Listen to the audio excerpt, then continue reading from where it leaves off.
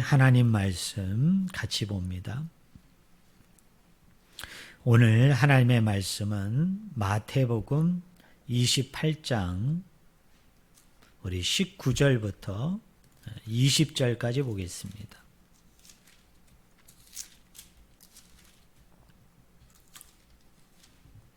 제가 가지고 있는 성경책은 신약성경 52쪽 마태복음 28장 19절부터 20절.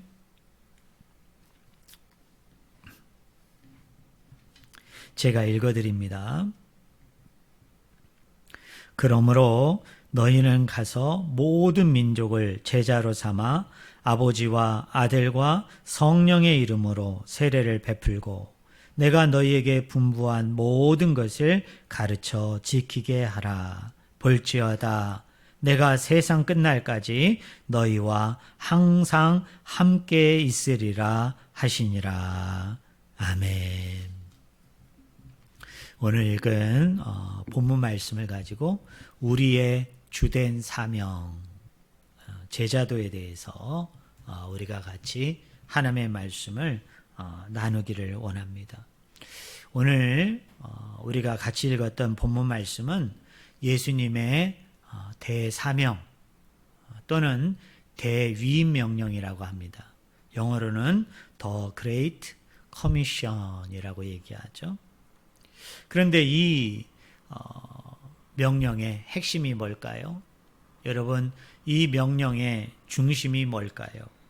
사실은 우리나라 성경을 보면 네 가지 이 동사가 다 명령형으로 쓰여 있기 때문에 그것 하나하나가 똑같은 비중과 중요성을 가지고 있는 것처럼 그렇게 여겨질 수 있습니다. 또 영어 성경을 보면 두 가지 단어가 주요 동사로 쓰여 있기 때문에 이걸 강조하는 건지 아니면 저걸 강조하는 건지 아니면 이게 핵심인지 저것이 핵심인지 우리가 잘 알 수 없어요. 그러나 이 신약성경이 헬라어로 기록되어져 있잖아요. 근데 오늘 본문 말씀인 이 본문을 우리가 헬라어 성경을 보면 사실은 주 동사는 하나로 되어 있습니다. 그리고 나머지 세 개는 분사형으로 되어 있어요. 그러니까 이런 거죠. 가라, 또 세례를 주라, 가르치라 라는 건 분사형입니다. 그리고 주 동사는 하나예요. 그게 뭐냐면 제자 삼으라 라는 말만 명령형으로 되어 있습니다. 그러니까 이런 뜻이죠. 왜 가야 하느냐? 제자 삼기 위해서 가는 거예요. 또 왜 세례를 주느냐? 제자 삼기 위해서 세례를 주는 겁니다. 또 가르쳐 왜 지키게 해야 되느냐? 궁극적인 핵심은, 궁극적인 중심은 어디에 있어요? 제자 삼는 곳에 있습니다. 그러므로 이 대위임 명령, 예수님의 대사명의 이 명령의 핵심은 뭐냐? 바로 제자 삼는 거예요.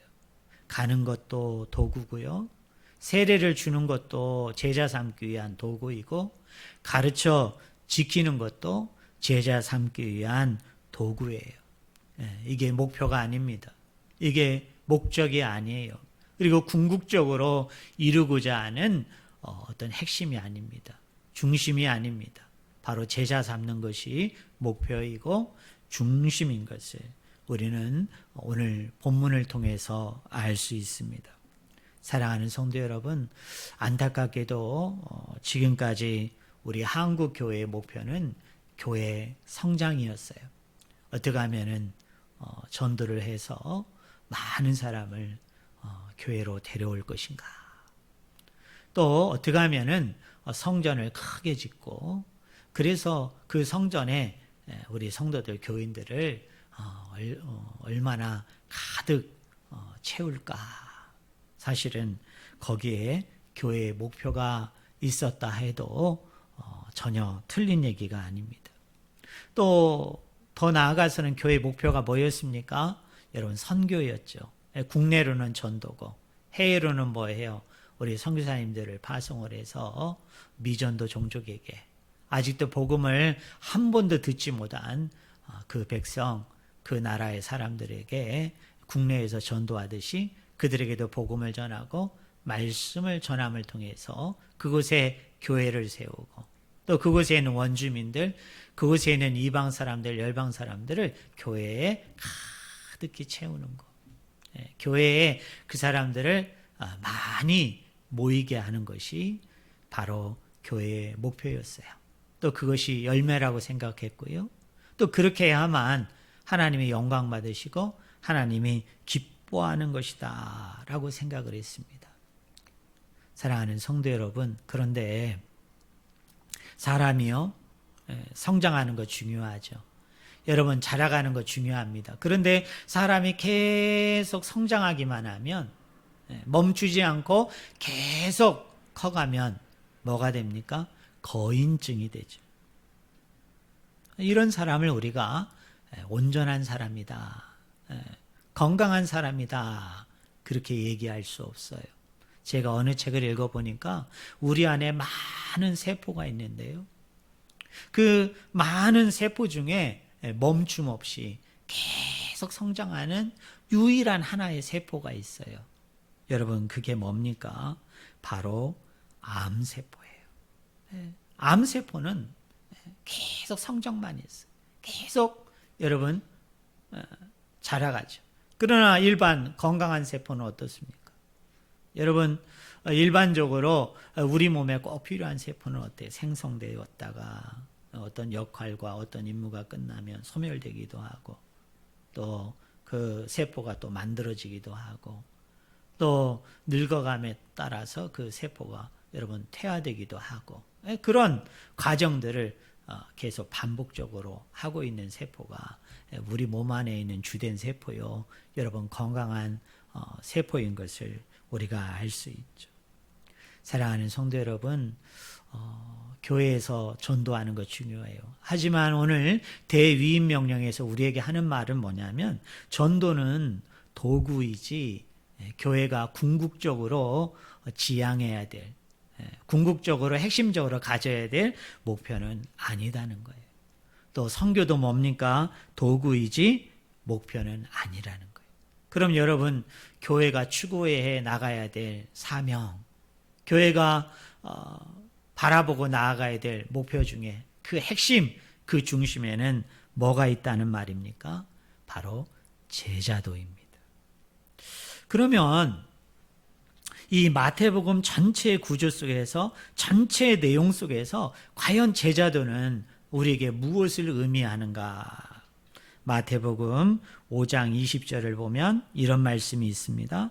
너희 의가 서기관과 바리새인보다 더 낫지 못하면 결코 천국에 들어가지 못하리라. 여기 의라는 말이 헬라어로 디카이오네입니다. 이게 히브리어로는 째데카예요. 근데 여기서 한 가지 우리가 중요한 것을 언급하고 지나가야 되는데요. 너희의 의가 서기관과 바리새인의 의보다 결단코 낫지 못하면 뭐를 언급하고 있습니까? 의를 언급하고 있어요.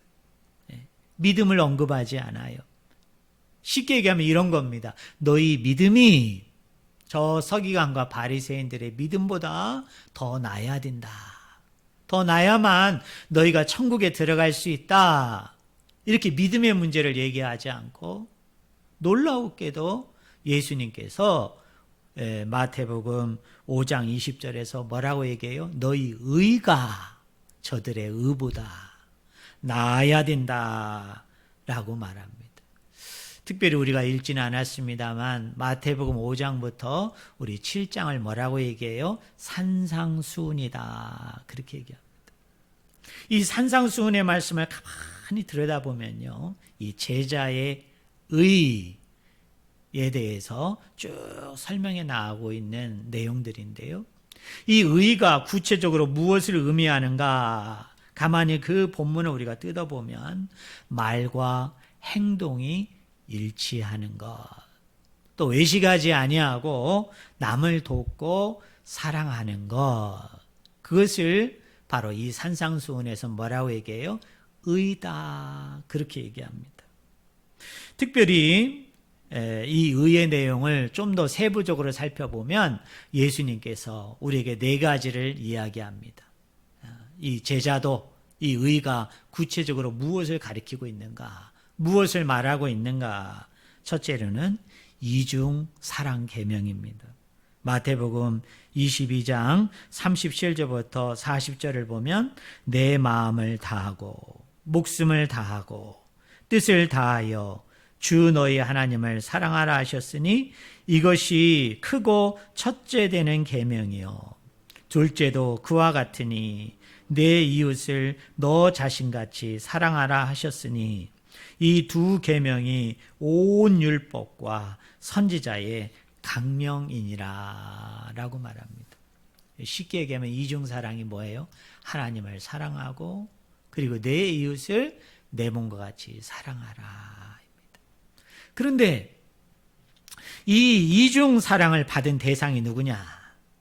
이 이중사랑을 구체적으로 삶 속에서 실천해야 될 사람들이 누구냐?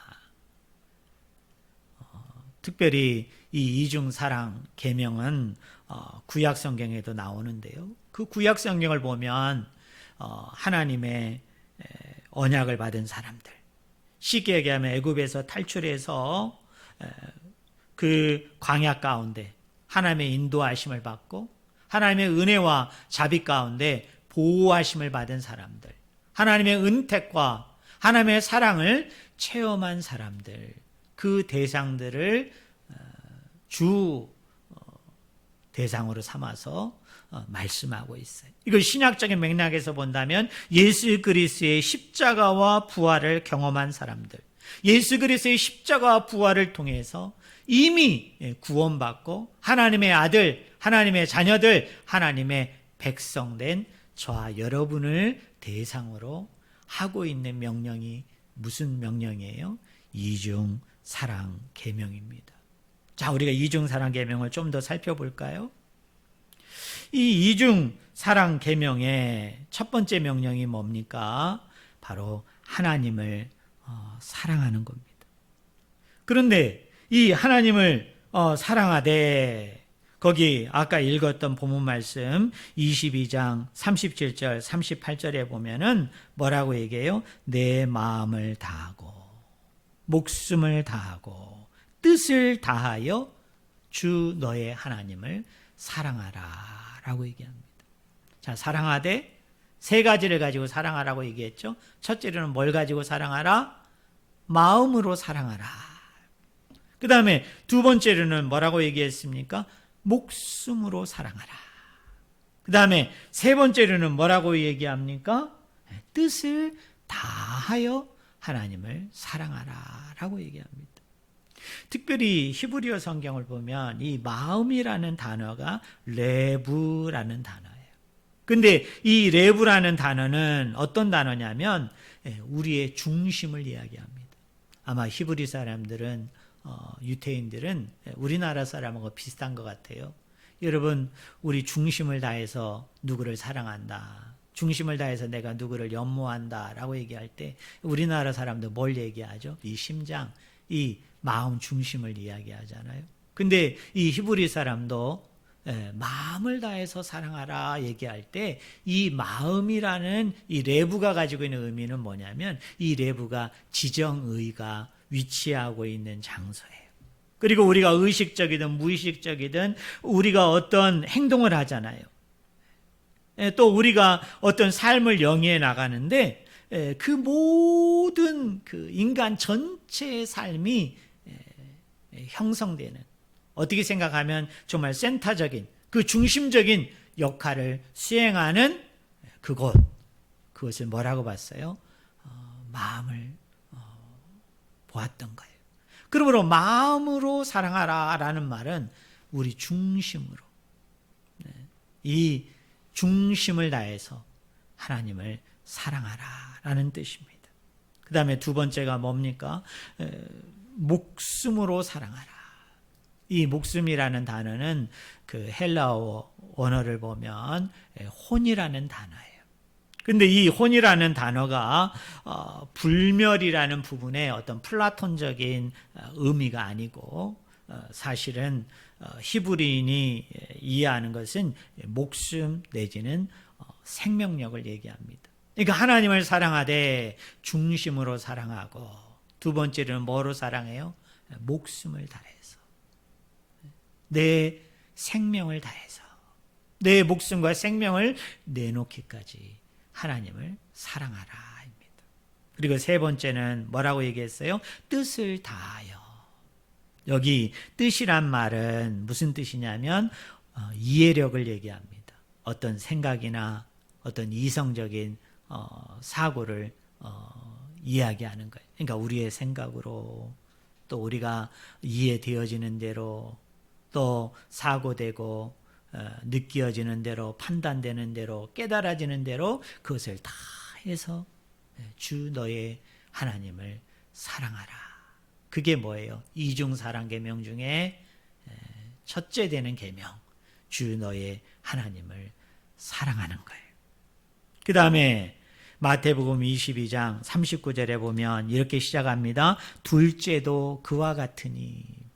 여기 둘째도 그와 같으니라는 표현은 뭐죠? 앞에 나오는 주 너의 하나님을 사랑하라라는 것과 내 이웃을 내 몸과 같이 사랑하라는 게 앞에 나오니까 이게 더 중요하고 뒤에 나오니까 이게 덜 중요하다. 또는 이게 첫 번째고 두 번째니까 이게 우선이고 이게 차선이다. 그런 얘기가 아니라 앞에 나오는 계명과 뒤에 나오는 계명이 어때요? 그 비중에 있어서는, 그 중요도에 있어서는, 그 가치에 있어서는 뭐하다?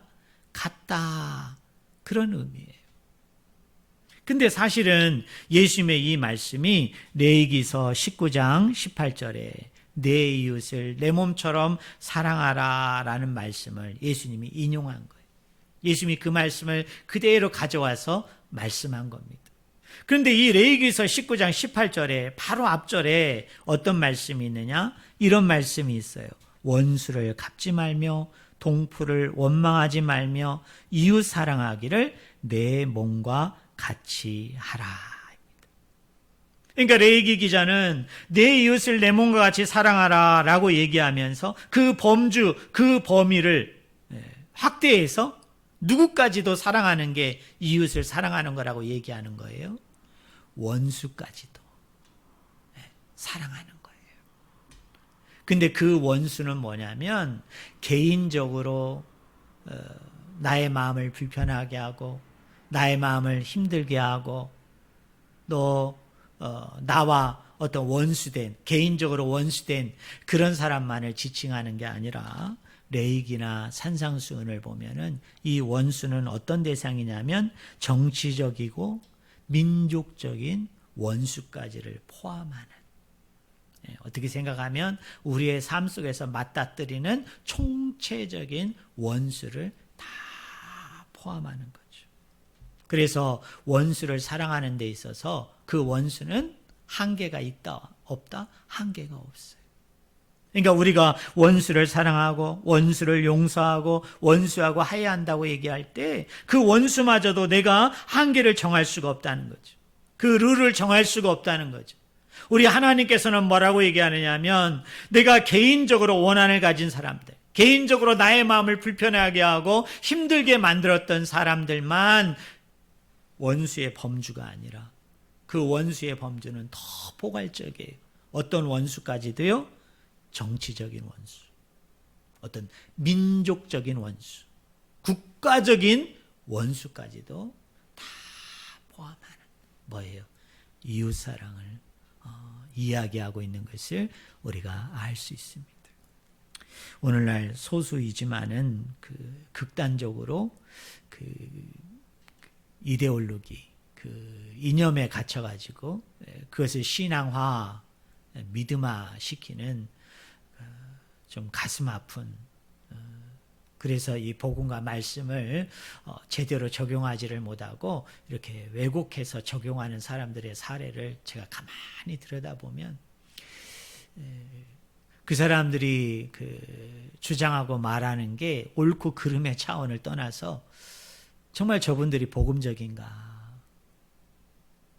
말씀적인가? 또 저렇게 얘기하고 말하는 게 정말 말씀에서 기인하고 복음에서 기인하는 건가? 아니면 자기의 어떤 이데올로기, 어떤 자기가 가지고 있는 이념, 신념을 바탕으로 해서 거기에다 복음을 더 씌워서 말씀을 더 씌워서 하나님을 언급하고 말씀을 언급하고 복음을 언급하고 있지는 않은가? 그런 생각을 하게 됩니다. 사랑하는 성도 여러분, 우리 예수님도 또는 레위기의 저자였던 모세도 뭐라고 얘기합니까? 원수 그 안에는 어떤 개인적인 원수, 나의 마음을 불편하게 하게 힘들게 하고 나의 마음에 그런 원한의 감정을 가진 사람들만, 그 사람들만 원수가 아니라는 거예요. 누구까지도, 정치적인 원수까지도, 여러분 민족적인 원수까지도 내가 모아야 될 대상이에요. 증오하고 멸시하고 여러분 편가르고 그리고 폄훼하고 혐오해야 되는 대상이 아니라는 거예요. 그 사람들은 뭐예요? 내가 사랑해야 될 대상, 내가 용서하고 여러분 내가 품어야 될 대상이다. 그게 뭐예요? 그게 이웃을 내 몸과 같이 사랑하는 것이다 라고 얘기합니다. 사랑하는 성도 여러분, 바로 하나님께서 성경을 통해서 우리에게 이야기하고 있는 의에 있어서 첫 번째가 뭐예요? 이중사랑 계명인데, 그 이중사랑 계명 중에 첫 번째가 뭐예요? 주 너희 하나님을 사랑하라. 어떻게 사랑하라고요? 마음 중심으로 사랑하고, 그리고 뭡니까? 목숨을 다해서, 나의 생명을 다해서 사랑하고, 그리고 뭡니까? 이해되어지는 대로, 깨달아지는 대로, 사고되어지는 대로 그것을 다하여 온전히 하나님을 사랑하라. 그리고 두 번째는 뭐예요? 내 이웃을 내 몸같이 사랑하라. 근데 그 이웃은 누구까지도 포함한다고요? 원수까지도 포함하는데, 그 원수는 개인적인 원수뿐만 아니라 어떤 원수요? 정치적인 원수까지도, 여러분 민족적인 원수까지도 뭐 하라는 거예요? 사랑하라 라고 말하는 겁니다. 두 번째로 황금률입니다. 아마 우리 성도님들 들어보셨는지 모르겠어요. 마태복음 7장 12절에 보면 무엇이든지 남에게 대접을 받고자 하는 대로 너희도 남을 대접하라 입니다. 근데 사실은 오늘 우리나라 성경이 좀 안타까운데요. 사실은 이 7장 12절은 헬라어 원문을 그대로 이렇게 직역한 해석이 아니라 의역을 한 겁니다. 제가 헬라어 원문을 직역하면은 이런 뜻입니다. 남이 너희에게 해주기를 원하는 모든 것을 남에게 그대로 행하라. 그게 뭐예요? 그게 황금률이에요. 어떤 사람이 있어요? 근데 그 사람이 나에게 어떤 도움을 요구한다는 거예요. 어떤 사랑을 여러분 요구한다는 거예요. 그러면 하나님께서는 뭐라고 얘기합니까? 그 사람이 나에게 무엇을 요구하든지, 어떤 것을 요구하든지, 그게 어떤 도움이든 간에 그 사람이 요구하는 대로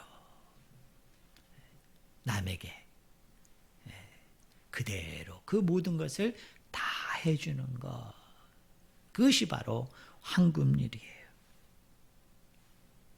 그리고 이 산상수훈에 보면은 이 하나님의 의라고 얘기할 때 세 번째가 뭐냐? 원수사랑입니다. 마태복음 5장 44절을 보면 너희 원수를 사랑하며 너희를 박해하는 자를 위하여 기도하라. 우리가 너무나 잘 아는 말씀이죠. 그 다음에 네 번째가 뭡니까? 작은 자를 사랑하는 거예요. 여러분 마태복음 25장에 보면 세 가지 비유가 나옵니다. 하나는 5 처녀의 비유, 두 번째는 달란트의 비유, 마지막 세 번째가 뭐예요? 양과 염소의 비유입니다. 마지막 날이 되면, 하나님 마지막 계수하는 날이 되면 어떤 사람은 양의 편에, 어떤 사람은 염소의 편에 서게 되어지는데 누가 양의 편에 서게 되어집니까? 그거죠. 헐벗고 가난하고 불쌍한 영혼들을 위해서 열심히 이웃사랑을 실천한 사람들은 양의 반열에 올라요. 그러나 헐벗고 가난하고 굶주린 영혼이 있음에도 불구하고 그들을 외면하거나 그들을 도와주지 않거나 또는 그대로 방치하는 영혼들이 있다면 그 영혼들은 어느 반열에 세우게 되어진다? 염소의 반열에. 그래서 양의 반열에 서 있는 사람에게는 영생을, 염소의 반열에 서 있는 사람에게 뭘 준다는 거예요? 영벌을 허락해 준다는 거예요. 그러므로 이 마태복음에서 이야기하는 제자도는 바로 조금 아까 제가 여러분에게 얘기했던 이 네 가지를 다 포함하고 있는 거예요. 여러분, 예수님의 지상 대위임 명령 중에 가장 핵심이 뭐라고 얘기했어요? 가는 게 아니죠. 세례를 주는 게 아니다. 말씀을 가르쳐 지키게 하는 것이 아니다. 그거는 목표가 아니고 그거는 도구일 뿐이에요. 뭐를 위한 도구입니까? 제자 삼는 거예요. 우리를 제자화 되기 위한 하나의 도구인 거예요. 궁극적인 목표는, 궁극적인 중심은 어디에 있습니까? 제자 삼는 곳에 있어요. 그럼 우리가 질문해야 되죠. 그러면 우리가 그리스도의 제자가 된다는 게 뭔가? 그것은 다른 게 아니에요. 이 네 가지를 얘기하는 거예요. 뭐예요? 이중사랑 계명, 황금률, 그리고 원수를 사랑하는 것, 그리고 작은 자에게 인애를 베푸는 것, 작고 소외된 영혼에게 자비를 베푸는 것. 성경은 그걸 뭐라고 얘기해요? 제자도다라고 얘기합니다. 그러니까 역으로 얘기하면 이런 거죠. 우리가 그리스도의 제자인가, 그리스도의 제자가 아닌가는 뭘로 알 수 있다? 교회에 왔다 갔다 하는 거로 알 수 있는 게 아니에요. 내가 예배하고 예배하지 않는다. 기도하고 기도하지 않는다. 말씀을 보고 말씀을 보지 않는다. 내가 전도를 하고 전도하지 않는다. 내가 선교는 하지는 못하지만 선교비를 내고 안 내고 또는 헌금을 내고 안 내고의 문제가 아니라는 거예요. 뭘 하고 안 하고의 문제가 아니에요. 뭐예요? 하나님을 열심히 사랑하고 내 이웃을 사랑하되 뭐까지도? 원수까지도. 어떤 원수? 정치적인, 민족적인, 국가적인 원수까지도 포함해서 사랑하는 것. 그게 참된 제자예요. 또 뭡니까? 황금률이에요. 누군가가 나에게 도움을 요청하고 누군가가 나에게 사랑을 간절히 요구하는 영혼이 있다면은 그 사람이 요구하는 대로 기꺼이 머뭇거림이 없이 주저함 없이 그것을 나누어 주는 거예요. 그것을 같이 공유하는 거예요.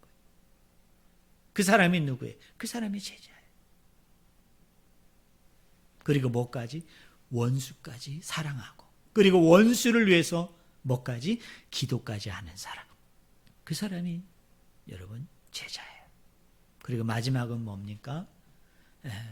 주위에 헐벗고 가난하고 불쌍한 영혼이 있어요. 그러면 오른손이 하는 일을 왼손이 하지 못하는 것처럼 여러분 그거에 대해서 어떤 존경이나 어떤 대접이나 인정을 받지 않으려는 생각 가운데 그 사랑을 흘려보내는 거예요. 그 자비와 긍휼, 그 인애를 흘려버리는 사람. 그 사람이 누구예요? 바로 제자다라고 성경은 이야기합니다. 자, 우리가 시간 관계상 제자가 되기 위한 도구 중에 이 세 가지를 다 살펴볼 수는 없고요. 저는 세 번째 것을 오늘 한번 또 살펴보기를 원합니다. 자, 첫 번째 여러분 도구가 뭐예요? 가는 거예요. 전도하는 거죠. 그다음에 두 번째는 뭐예요? 세례를 주는 거죠. 마지막 세 번째가 뭡니까? 가르쳐 지키게 하라입니다. 제가 왜 첫 번째, 두 번째 말고 이 세 번째를 여러분에게 특별히 오늘 언급하느냐 하면 사실은 교회 속에서 제자가 되게 하기 위한 도구 중에서 가장 많이 오해되고 가장 많이 잘못 적용됨을 통해서 아쉬움을 가지고 있는 본문이 바로 이 본문이기 때문에 저는 오늘 여러분과 함께 나누기를 원합니다. 이 가르쳐 지키게 하라라는 말은 가르쳐서 지키도록 만들라 그런 의미가 아니에요. 그의 모든 명령을 지키도록 가르치라라는 얘기입니다. 영어로 얘기하면 teach them keep. 그러므로 우리가 이 가르쳐야 되는 그 핵심적인 내용은 그 모든 명령 자체라기보다는 지켜야 한다는 순종의 여러분 필연성이에요. 그러므로 이런 말이죠. 순종하지 않고는 제자가 될 수 있다라는 착각을 아예 하지 못하도록 만드는 거예요. 그러니까 제자 훈련은 한마디로 얘기하면 무슨 훈련이냐? 여러분 순종 훈련입니다. 저도 교회에서 제자 훈련을 합니다. 저도 교회에서 이제 양육 훈련을 하는데 제가 이 본문 말씀을 이번에 묵상하면서 좀 생각이 바뀌었어요. 마음이 바뀌었어요. 여러분 교회에서 이렇게 제자 훈련한다, 양육한다고 그럴 때 제일 많이 쉽게 빠지는 누가 뭐예요? 열심히 가르치는 데 집중하죠. 뭔가 그 사람의 머리에, 그 사람의 마음에 뭔가를 심어주려고 상당히 노력을 합니다. 그래서 머리가 커지죠. 그리고 뭡니까? 마음만 뜨거워져요. 그런데 뭐가 따르지 않아요? 삶이 따라오질 않아요. 그 가르침 받은 대로, 그게 내 머리든 내 마음이든 넣어준 대로 내가 뭐하지 못해요. 여러분 순종하지 못하는 거예요. 그래서 가르쳐 지키게 하라라고 얘기할 때 사실은 그 방점이 어디 있느냐, 그 중심이 어디에 있느냐, 가르치는 것에 있지 않아요. 사실은 뒤에 있어요. 뭐 하도록? 지키도록 하라. 지키도록 하라. 그 지키게 하기 위해서 말씀을 가르치라는 거예요. 그러니까 제자 훈련은 가르치는 훈련이 아니라 제자 훈련은 뭐예요? 순종의 훈련이. 그 말씀에 순종하게, 그 가르침에 순종하게, 그 메시지에 순종하도록 그렇게 만드는 훈련. 그 훈련이 뭐다? 그게 바로 제자 훈련이라는 거예요. 그래서 그걸 순종 훈련이라고 얘기하는 거예요. 사랑하는 성도 여러분, 우리 예수님께서는 마태복음 28장 19절부터 20절에 우리에게 큰 사명을 주셨어요.